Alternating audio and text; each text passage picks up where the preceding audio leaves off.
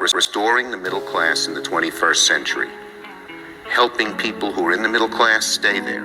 Helping people who are struggling to get to the middle class to get there.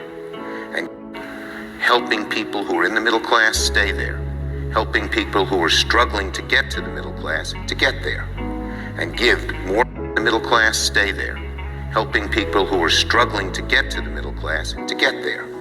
And give more Americans the opportunity stay there, helping people who are struggling to get to the middle class to get there, and give more Americans the opportunity for good, fulfilling lives and better lives for their kids.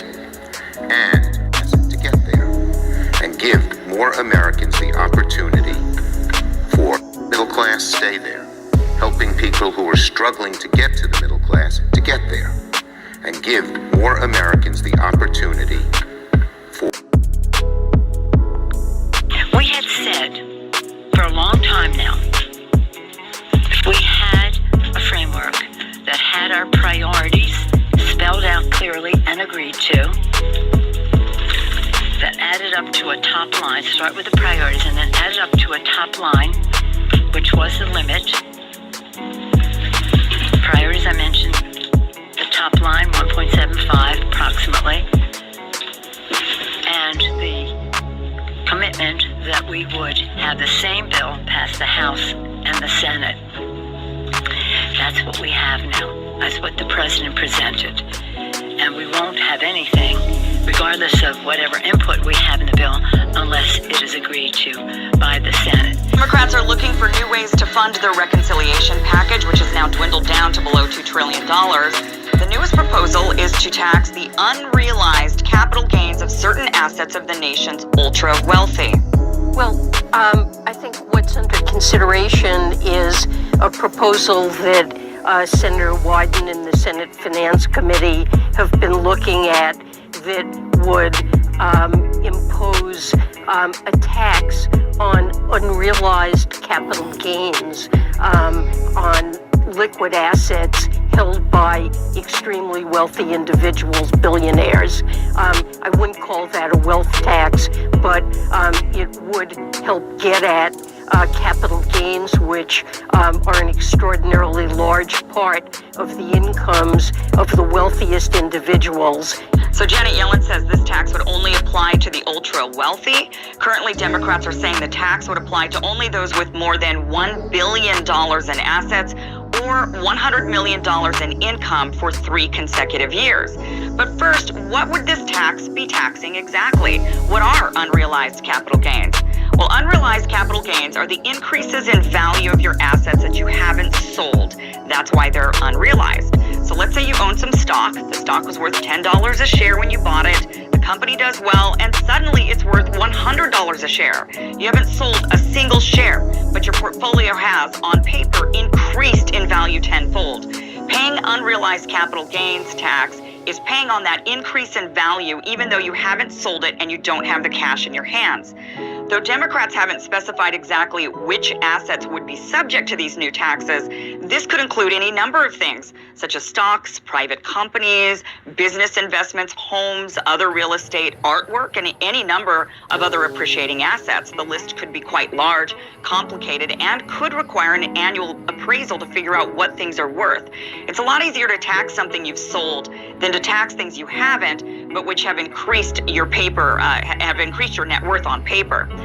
So you might be thinking this sounds crazy. How can you tax something that's only gone up theoretically on paper? The closest thing the average person has that's similar to this would be sort of like property tax on a home. When Janet Yellen tried to tell us requiring banks to report on accounts with $600 worth of transactions was targeting the rich, we called bull. We knew that was targeting gig workers, not billionaires. And this new targeting of unrealized capital gains might end up being something similar. So what is being sold to us as a policy targeting the ultra-wealthy could in fact end up targeting any average person who happens to gain, let's say, $600 in the stock or even crypto market instead. Because quite frankly, it's going to be a lot easier to target people who can't tie everything up in courts and easily move assets through tax havens. What the rich currently do is they have a strategy that's called buy, borrow, and die. So they buy some stock, or they create a company, they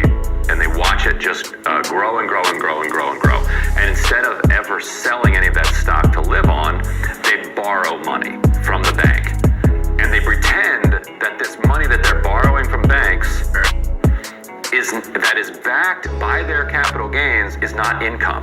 And so therefore you can't tax it. And so they just live on that for their entire lives, never pay a dime in taxes like Bezos didn't. Bezos collected a child tax credit last year, whenever his tax returns were disclosed, because he doesn't sell his Amazon stock. He just borrows money and claims that's not income. Then the finishing move on the strategy is you die. And when you die, you hand down your wealth to the next generation, which then gets it back to zero on capital Bezos gains. should be breaking up coal to earn that child tax credit. Yeah, he should. There should be a work requirement, although he works. Right. I think there's probably other ways in order to go after that wealth, like when you at death, right? Transfer of assets, Right, but they prior pose to that death. too. They pose that. I mean, one thing you could do is you could tax that bank loan and be like, look, that's not a loan. Get out of here. Right. That's Right. money. That's capital. That's backed up by your gains. That counts as your gains. Like if you want to try to both have your stock and live off it too, you're gonna have to pay taxes. If you're not touching your gains and it's just sitting there growing, then that's different. Then they literally want their cake and want to eat it too. Yes. Senator, I believe the more time that this takes, the more America sees inside this bill and the more they don't want it. If you think Halloween is scary, this is incredibly scary, but I want to go to the point that you just brought up on the IRS. I mean, in essence, if you have deposits or withdrawals of $10,000 or more a year, which is virtually every single American, the IRS has access to your bank account. I mean, so it was one thing when they want to audit you and think you've done something wrong. That's fine, but they get all of our information. Do you think this will stay in the bill, or will there be enough pressure? I know there's 100 individuals of banks and of outside groups that have put pressure on Biden to say, get this out. It's hard to comply with this. And we're not even sure the information will be secure when you take everybody's bank records. So where do you see that going? Let's remember, the IRS is not secure. Remember they had the biggest breach a few years ago? 100%. So your information's not secure. And by the way, wouldn't you think this would be happening in communist China, not in the United States of America, where we're supposed to have some privacy? Yes. Right? So I'm very hopeful that this won't happen, and I'm very hopeful the bill won't happen. It's bad for Americans. I grew up in a poor family. I watched my mom struggle to put food on the table. That's what these Democrats are doing right now. They're telling people, oh, you got to pick. Do you want gas that you can't afford, or feed your kids at night? I mean, you can't do both, because look at what's going on around this country. This inflation is just killing people that are poor and people on fixed income.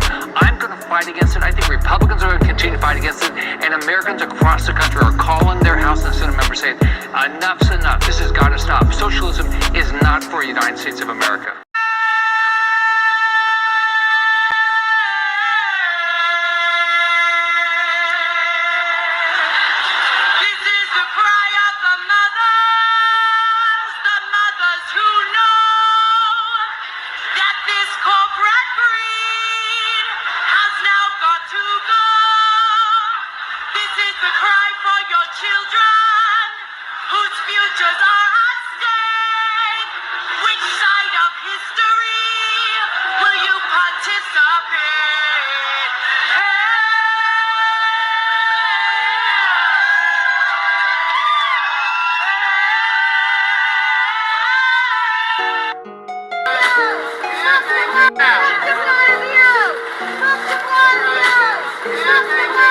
I've cared for COVID patients, followed all the protocols and mandates, and to my knowledge, never once exposed anyone to this virus. Today, myself, thousands of other brave men and women are being forced to either comply with the mandate or face termination for standing in their beliefs. I'm choosing to stand in my belief. I believe in freedom. Orlando Stringer, under MCL 764116. I am placing you under arrest as a private person for a federal felony.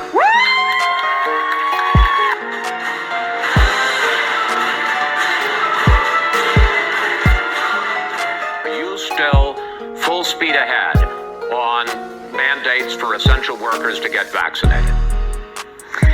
We have seen seen that these mandates are getting more and more people vaccinated. Here's what we know. The most disruptive thing that you can do to a workforce is to have a COVID outbreak in that workforce. That will most definitely not only send people home, but it will send people to the hospital, and some may pass. What we know from the police workforce is that there have been more deaths from the coronavirus over the last year and a half than all other causes of death for that workforce combined. So we believe it is very important to get these people vaccinated. There is a plan, should these people not want to be vaccinated, towards education and counseling to get people the information they need so that they are feeling comfortable in getting While politicians and union leaders tell you what you want to hear, will not accomplish anything. We have been speaking and doing things peacefully for over a year. For over a year. Civil disobedience is the way forward.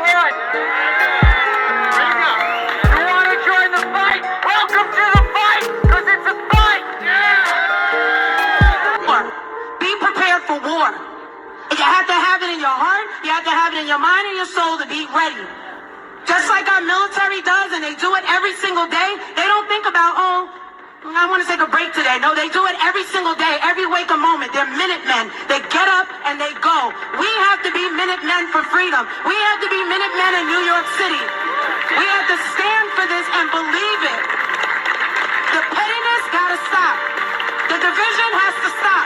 Because that's what they're looking for. They're looking for us to fight internally, to be divided. We're not divided, we're united. By every race, color, religion, creed, we're united. And we have to walk by that, we have to talk by that, and our actions have to show it.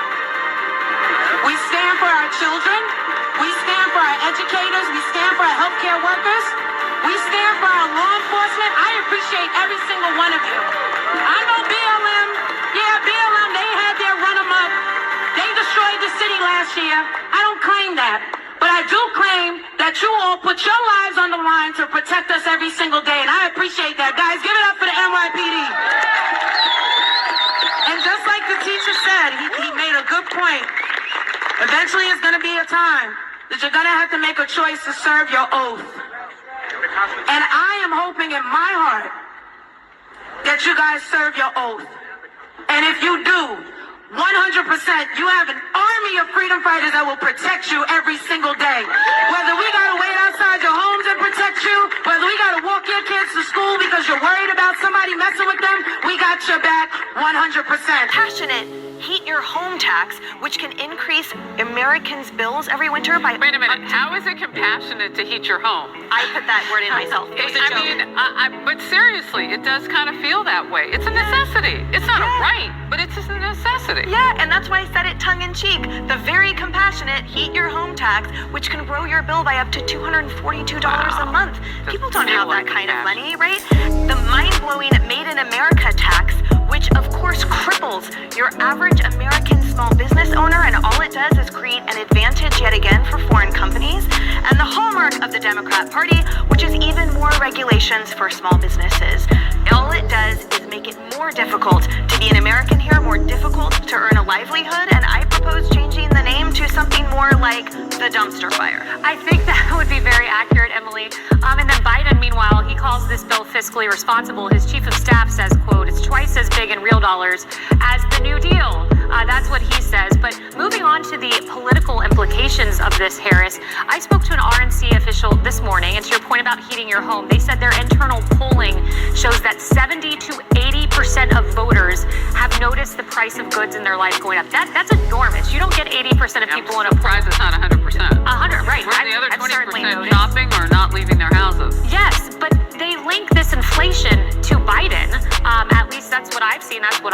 around the happening country. before him. Exactly, it wasn't happening before. And this official told me that they were shocked that Biden was brought out to Virginia because look, now there's an 8-point lead for Young. Well, I mean, that didn't just happen because of Joe Biden.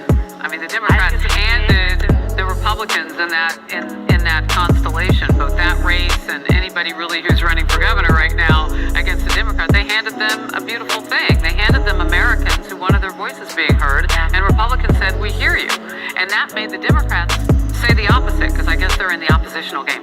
We don't hear you, and we don't want to hear you, and we're going to go to the DOJ and get the blah, blah, blah on you. I can't imagine there are a lot of Republicans at the National School Board Association. But you said something that really hit me. And it has to do with those things that bring us together, and something that Senator John Kennedy of Louisiana said yesterday. You've got parents, they're making kind of a quandary with the relationship with them, Democrats are. But when you go up against small businesses, which hire upwards of 66% of people in this nation, and you crush them harder than a pandemic that killed millions of people around the world, when you do that, that means you don't see people as human beings. You don't see people as human beings. You don't understand the connection point between having a dream and helping other people have their dreams. That's what small businesses do. They don't get it. And so the polling may have been fueled somewhat in Virginia by Biden stinking up the place. But the polling was also taken after Obama was there. And he was still relatively popular when he left office. So it's a combination of things. Ms. Governor, I think you've forgotten that you were elected by the people, therefore you work for the people. Police officer or not, an oath is permanent. I'll stand the blue line for the people I swore it to. If you're watching this video, I encourage you to look deep down and decide if you're going to fall in line as sheep, or if you're going to stand up for the rights that we have for the short time we still have it. Be prepared for war. You have to have it in your heart, you have to have it in your mind and your soul to be ready. You know, I haven't been in Congress very long. We're approaching about 10 months now, and I still remain in shock and awe at the failures that I see every single day here in Washington, D.C. To believe that the Democrats can do anything better that's been done all along is an absolute lie. Looking at these infrastructure bills and now this apparently over 2,500 pages of a reconciliation budget that has just been dropped in the Rules Committee is looking at communism for America. It's the Green New Deal in full passage that does nothing but sell climate lies. To consider that we can pay taxes to end hurricanes and droughts is nothing but a joke. It's a scam, and anyone that actually believes it is honestly, I don't know what they're thinking. They're going off the... McAuliffe, some polls are even showing that McAuliffe did worse after having Cackles Harris and Joe Biden go out and campaign and stump for him.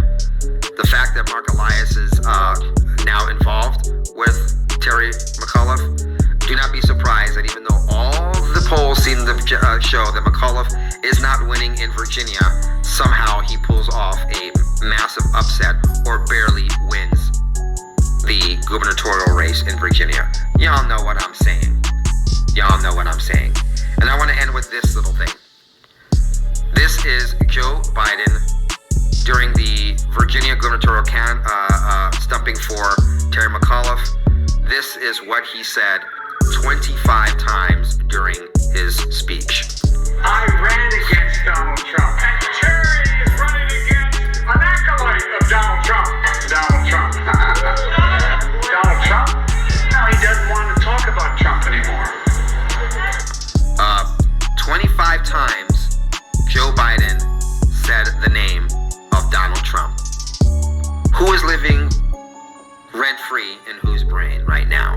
Well, I do. Donald Trump, or Trump, like Trump did this. That's who Donald Trump is. To Donald Trump, to Trump, the former President Trump, he endorses Donald Trump. Donald Trump, I love this one. Trump to Donald Trump, that's to Donald Trump. Oh, Donald Trump, only to Trump with Trump. Do you miss Trump, folks? I sure as hell do.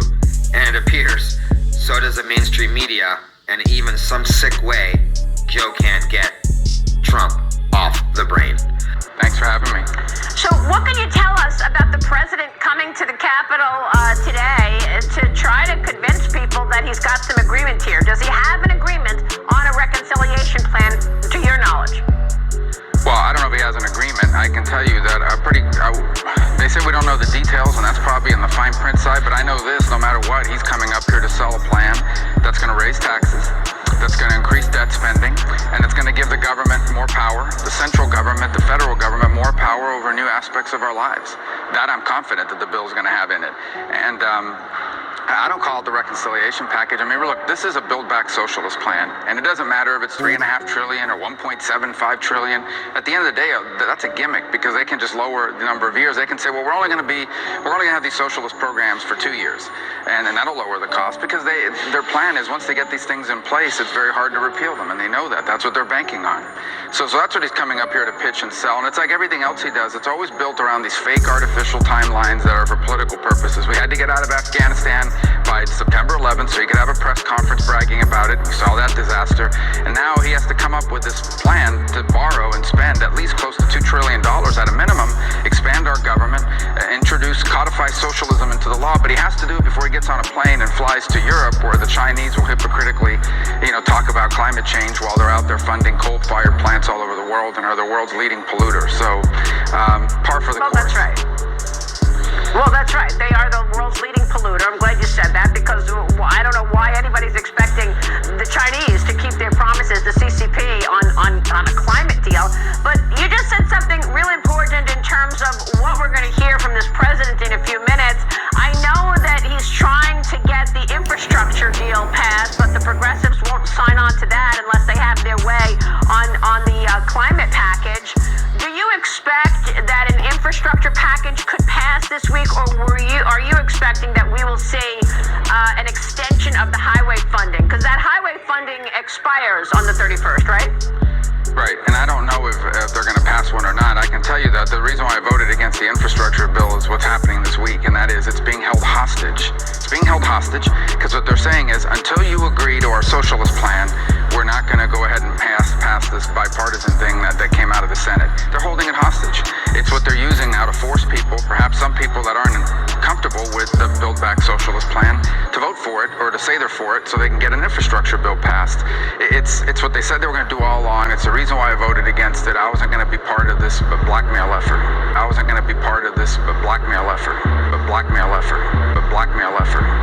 But they're hypocrites. They're hypocrites. These are companies that are willing to do business and partner with a genocidal government in China. A government that's actually putting Uyghur Muslims in work camps using slave labor. They're up here lobbying now to kill our Uyghur slave labor bill that's stuck in the House. These companies, the hypocrisy is extraordinary, and they get away with it. They get away with it because most of the media won't cover it for what it is. Well, we cover it. As you know, China has been one of my most important priorities, and I want to know why your bill is stuck in the House.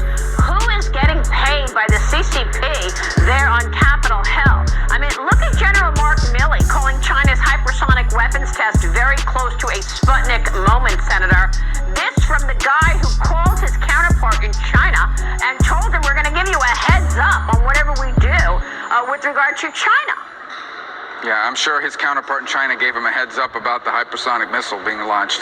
But here's what I would add to all that, and that is, I don't know if someone's getting paid. I can tell you what this is true.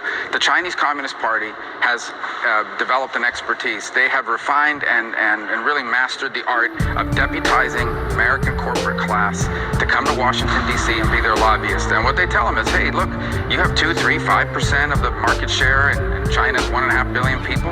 You want to keep it? Then go to Washington and get your member of Congress to block it, or your key member of Congress to block it. So this place is full of people that love to talk tough on China, but when the rubber meets the road, they're not there. And the reason why they're not there is because someone gets to them and says, hey, this is bad for business, this is not a good thing. We know the companies that have either openly or secretly been out there lobbying. Nike's tried to kill this and others as well. We've had some chambers of commerce do it. All of them because they're making money in China, and they don't care if it is being produced, the products that they're sourcing are being produced by slaves. They don't care, because it helps their bottom line and their quarterly earnings and everything else. And they've got American politicians doing their bidding under the guise of either secretly or under the guise of economic growth. Well, how disgusting is that? I mean, you have been pushing rules around investing and not investing in Chinese companies now for years. You were among the first voices out there to point out the fact that the CCP wants to replace the United States as the #1 superpower, and these companies, these Chinese companies that Larry Fink at BlackRock is telling all their investors to invest in, they're enabling the CCP to take us over, and here we are having them listed on U.S. exchanges, and they don't even follow our rules. I mean, Senator, how is it possible that this corruption is in plain sight? Is it just a conflict of interest because the Biden family gets money from China? If the Biden family gets money from China? The question, when you put it in line with all these other things that have gone on with the president's son and with others, I think it's important to remember the corporate party in America is the Democratic Party. I mean, look at the donations. All people got to do is go online and look at the donations.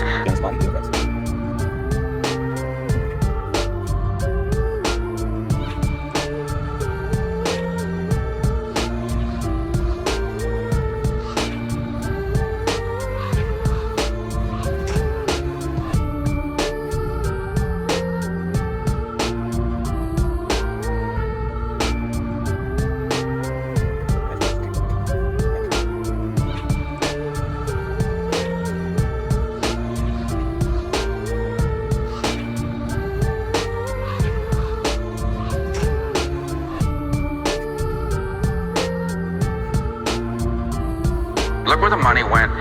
Wall Street gave more money to the Democratic Party. The wealthiest zip codes in America voted for the Democratic Party because at the end of the day, they have another thing they've mastered is the art of saying one thing and doing another. They protect the American corporate class and big business because big business pays homage. It does what it needs to do on the woke side, and there's big money involved. Look, in this rotating cycle and revolving door of people leaving government, getting cushy jobs outside, coming back in again, all through corporate America. Yep. It's incestuous, and they figured out how to play it, and they play it very well, and it didn't get any coverage either, except in networks and stations like yours. Yeah, well, they really let down the American people, I'll tell you that much. And what a letdown from these woke CEOs, and a letdown from the media for sure. Wow. Should be concerning. We're back to the days where you have to pass the legislation to know what's in it. That's bad news for every single American, and it feels like the Great American Shakedown, especially as we move into the larger, more problematic package.